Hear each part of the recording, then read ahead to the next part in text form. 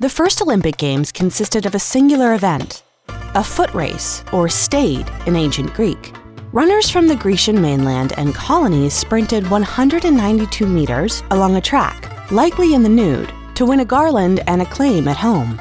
So how did the Olympics develop from a single foot race into a showcase of 310 events in which more than 10,000 athletes from around the world compete?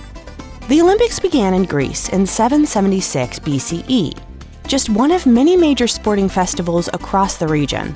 The name Olympics derives from Mount Olympus, home of the Greek gods. The Games were held in the sacred city of Olympia to honor the god Zeus. The festival took place every 4 years, a length of time known as an Olympiad. In the early centuries, all contests took place on one day, with the longer races being added in subsequent decades. While the Games grew to include such events as boxing and chariot racing, ultimately becoming the most popular sporting event in Greece, support for the Games diminished when Greece lost its independence to Rome in the 2nd century BCE. The Games were eventually abolished about 394 CE because of the festival's pagan associations. After a 1500-year hiatus, French educator Pierre Baron de Coubertin decided the world had waited long enough. The Olympics needed a comeback.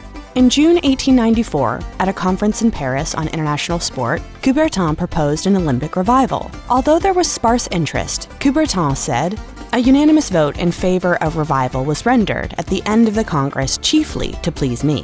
The modern Olympic Games were kick-started 2 years later, in April 1896 in Athens, with athletes representing 14 national teams. The introduction of winter sports came in 1924, with both the Winter and Summer Games occurring in the same year. It was not until 1994 that the Games began to operate with a 2-year gap between the Winter and Summer Games, the schedule that is followed today.